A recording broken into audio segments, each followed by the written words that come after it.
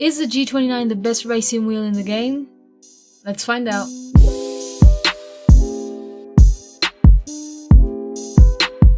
Hey guys, welcome back to a new video. It's been quite a bit actually. As you can see, I'm white now because summer's gone and it's winter, and so I've become white.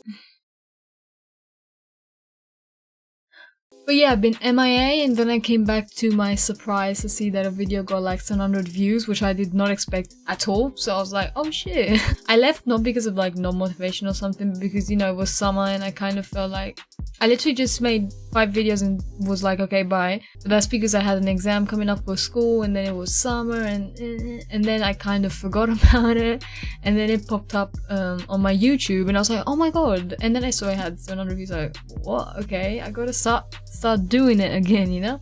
So anyway, let's get to the review. Sorry about that. Enough talking about stuff you don't care about. So the G29, the famous gaming steering wheel by Logitech. Is it any good? I've had it for about 3 years, and I will say it's a very good racing wheel in the sense like the feel and just how it moves, everything. I didn't get a new one, I got a used one because obviously like the new one costs a lot and I don't have that much money to spend on a racing wheel.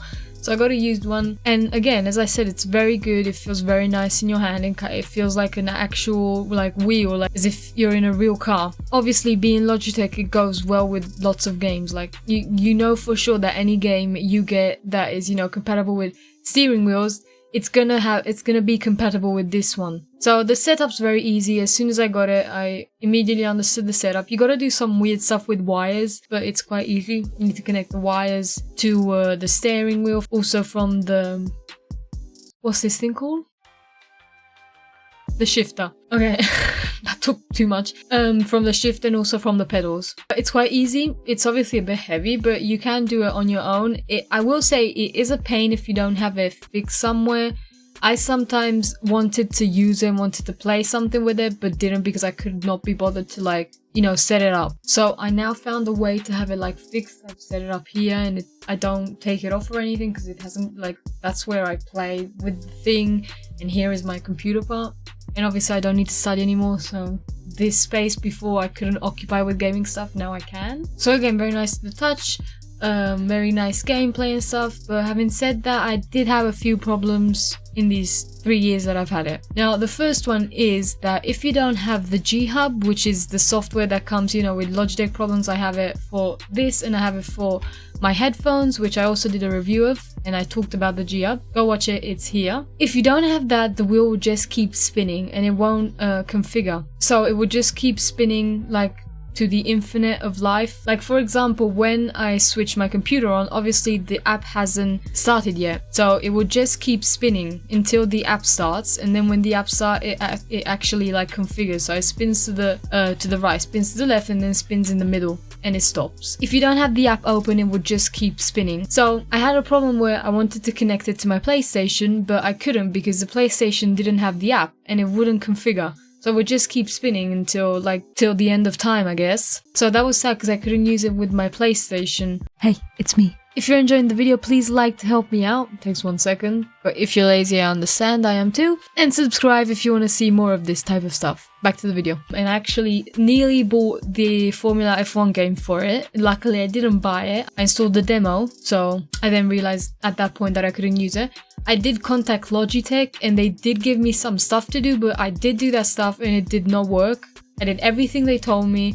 The first things they told me, which was like connect it to the wall, don't connect it to like a secondary plug or something like that, and other few things they told me on the phone. I told them that stuff didn't work, so they said, okay, we'll send you an email with more stuff to do. So I did all that stuff, but it still didn't work. So then I contacted them again and said, mate, it didn't work, like what am I supposed to do?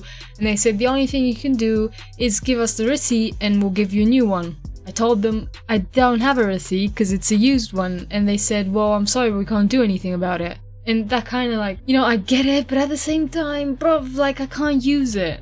They did, fair to them, they did say you could ask the seller that you bought it from to ask him for the receipt. But like at that point, it's been 3 years, the guy ain't gonna answer. Like it was a guy on eBay. So anyway, yeah, that was that. So I can't use it on my PlayStation. And I do have a bit of problems with it configuring with some games. For example, I bought the Crew 2, but it didn't like configure straight away. I had to map the keys, you know, so I had to do like go left, turn the steering wheel left, go right, to do all that stuff, which was a bit annoying. And also something I noticed is that force feedback doesn't work. So like when I turn the wheel, if I leave it, it's supposed to like go back to the center, but it doesn't. So that was a bit annoying, but I did get used to it. I don't know if that's just something of the game, but I don't think so, because it does have the option force feedback. I activated it, but it still doesn't work. So I don't know, force feedback could be something completely different and I'm missing the whole point. But what I'm saying is it didn't really work that good with the app, with the game I mean. And it's not the only game. I also had another game with which it was a bit dodgy, city car driving, which is literally just made for steering wheel, so I mean it should work. Also there was the option, like it gave you the option which steering wheel are you using, and the G29 was there, so I put it in, but still didn't work. If you hear the rain, it's been raining a lot these days, and now it's like raining really bad. Like obviously just now as I start recording, it wasn't raining up until now all day. Hey, another plug. I have an Instagram where I post daily offers or budget items or stuff like that, convenient tech items you could buy, whether it's a budget item or just a good item without a budget. This is my Instagram, go check it out. If you like what you see in it, please give me a follow. But if you don't, I completely understand, but I will say you will be missing out on some good offers on like tech stuff. I will say that, but your choice.